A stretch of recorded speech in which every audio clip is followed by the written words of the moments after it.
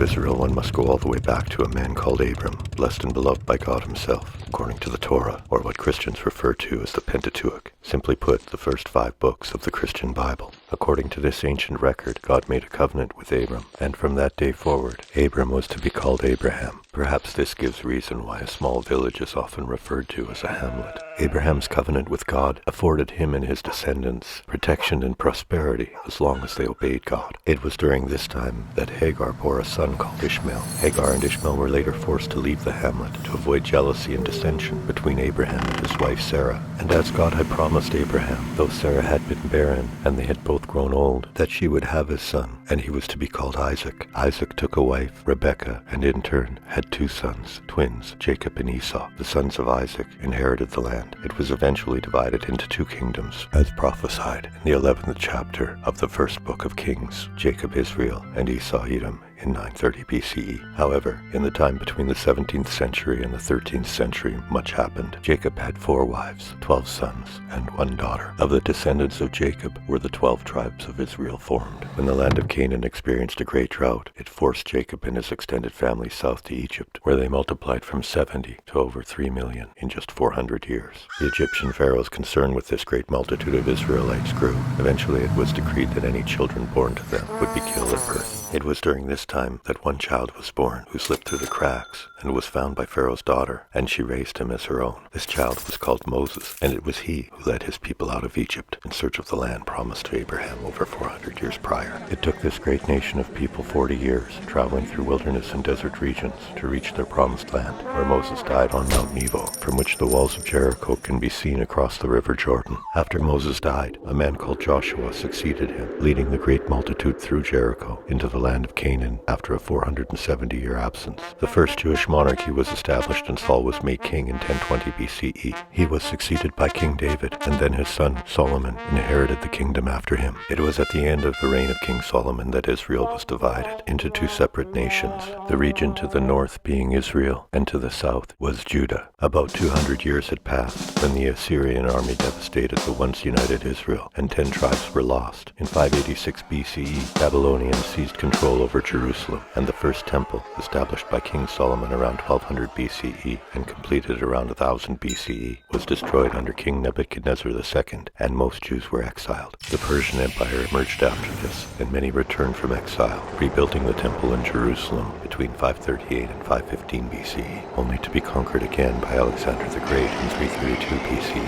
166 BCE marks the beginning of the Maccabean revolt against restrictions on the practice of Judaism, and the desecration of the temple, and Jewish autonomy was established between 142 and 129 BCE under Hasmonean rule, and by 63 BCE, Jewish independence from the Hasmonean monarchy. Shortly after, Jerusalem was defeated by Roman general Pompey. Under Roman rule from 63 to 4 BCE, Herod, the Roman vassal king, allowed the refurbishment of the temple in Jerusalem. Under Roman rule, the Sadducees were a political elite class that collaborated with the Roman rulers, playing an integral role in the preservation of the temple, its festivals, and the practices of temple sacrifice. The Pharisees were a separatist group, devoting themselves to the oral traditions and the law of Moses. The Pharisees believed in the resurrection of the dead and the afterlife. They believed in the creation and a chosen people, and that God rewarded and punished according to his law, and the law of Moses was imperfect, with the intentions to repair it through rules of their own that they attempted to do with careful study of the Torah. The Sadducees did not accept the doctrine of the Pharisees, and in contrast doubted the afterlife and that a spirit realm existed. However, the Sadducees were an elite class,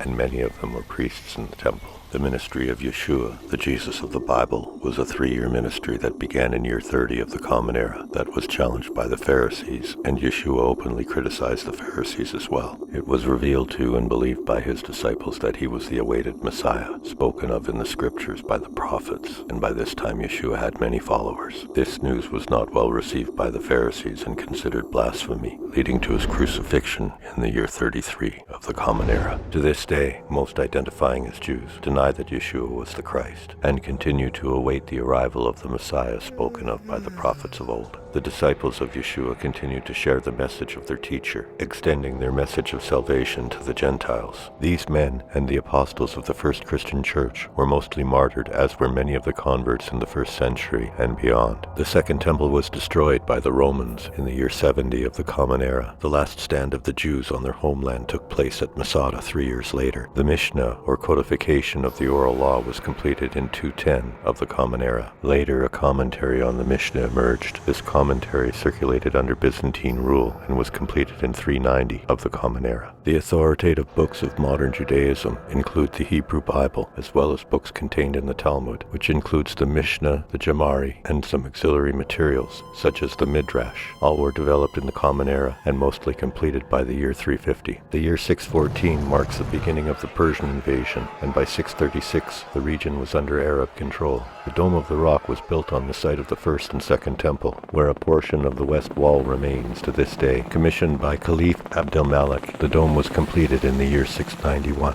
Abdel-Malik was a member of the first generation of Muslims who followed the teachings of their chief prophet Muhammad, who descended from the child born of Hagar, the illegitimate son of Abraham. From 610 to 632, the year of his death, the Quran was scribed from oral recital of Muhammad's teachings. These codices contained some variances, or companion codices, that were later standardized into an official version of the Quran by Sharif Uthman, who was closely associated with Muhammad while he was still alive, and was completed around 650 of the Common Era. The Quran is the central text of Islamic faith, and believed to be the final revelation of God. However, the texts of Islam include the Tawrat, which is the 5 books of the Jewish Torah, the Zabur, meaning the Psalms of David, and the Injil, as referenced in the Quran, or the Gospel, revealed to Jesus, as referenced in the Quran. However, if this book existed, it is a lost book in the modern era. The Ottoman Empire was founded in the 13th century and originated in Anatolia, ending Byzantine rule with the conquest of Constantinople in 1453, and occupied Palestine from 1516 to 1918, with a 9-year lapse between 1831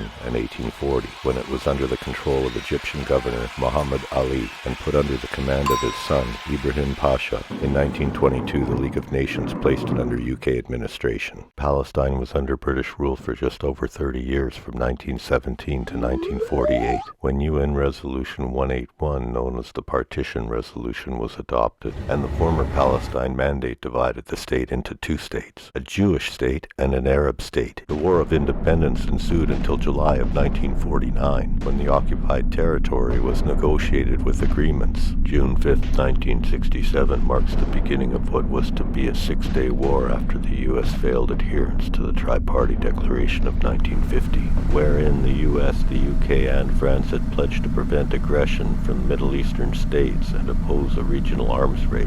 The U.S. claimed that this commitment was no longer sustainable, citing increased military buildup, particularly in Egypt, Syria, and Jordan, and began arming Israel with military weaponry. The war ended with a ceasefire after the Arab armies incurred 20,000 deaths, while the Israelis suffered only 1,000 fatal casualties. In the aftermath, Egypt closed the Suez Canal, stifling the flow of oil to the European market until 1975, in the wake of peace talks precluding the negotiations for a peace treaty that was not signed until March of 1979. Anwar Sadat, the Egyptian president, had visited 16 months prior, and the Camp David Accords were drafted in 1978. With the rise of the Palestine Liberation Organization, Israeli forces bombed Beirut, where the PLO had a number of strongholds, and subsequently land forces occupied southern Lebanon, reaching Beirut within 9 days of the initial assault on June 5, 1982. The city was surrounded and eventually evacuated by the PLO under the supervision of a multinational force, and Israeli forces eventually withdrew their army 3 years later, in June of 1985. A second war with Lebanon occurred in July of 2006,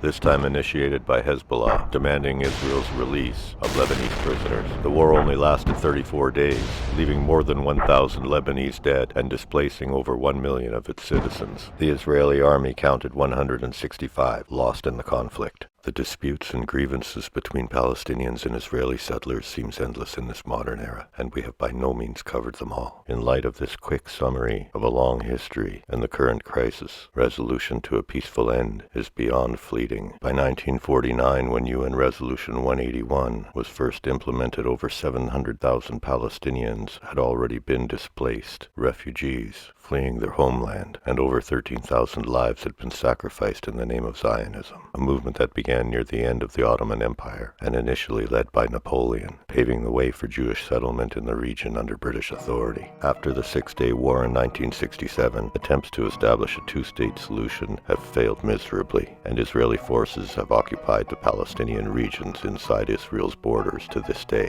As a result of this oppression, surrounding nations that have stood with the Palestinians in their plight have suffered severe consequences, and some have even become radicalized. Today these people face genocide. The average age in Gaza is 18, and nearly one-half of its population is under 18. Some seek justice, and most were born inside of its walls. Should we seek justice, or should we seek truth? If we seek truth, we may conclude that we don't want justice, but rather grace. Do we not all fall short of glory?